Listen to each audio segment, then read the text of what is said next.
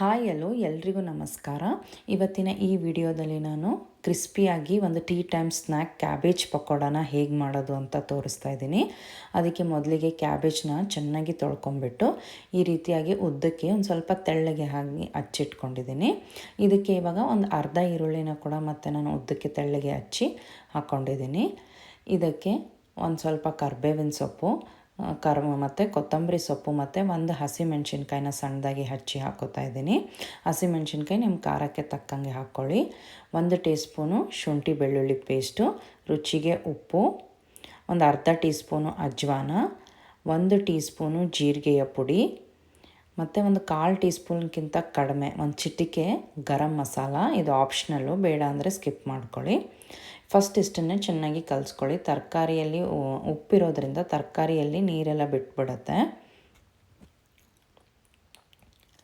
ಈಗ ಇದಕ್ಕೆ ನಾನು ಒಂದು 4 ಟೇಬಲ್ ಸ್ಪೂನು ಕಡಲೆ ಹಿಟ್ಟು ಮತ್ತು 2 ಟೇಬಲ್ ಸ್ಪೂನ್ ಅಕ್ಕಿ ಹಿಟ್ಟನ್ನ ಹಾಕ್ಕೊಂಡು ನೀರೇನು ಹಾಕ್ದೇ ಫಸ್ಟ್ ಕಲಿಸ್ಕೊಳ್ಳಿ.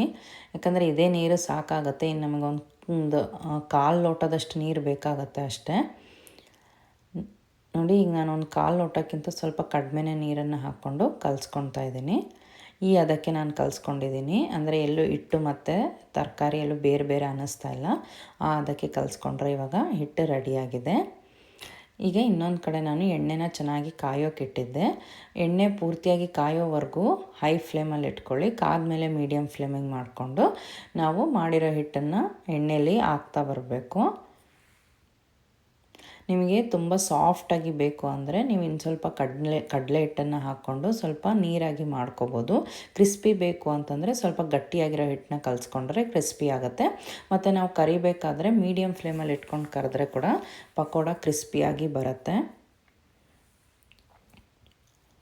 ನೋಡಿ, ಈಗ ಇದನ್ನ ಚೆನ್ನಾಗಿ ಎಲ್ಲ ಕಡೆ ಕ್ರಿಸ್ಪಿ ಆಗೋವರೆಗೂ ಕರ್ಕೊಂಡ್ರೆ ಪಕೋಡ ರೆಡಿ ಆಯಿತು.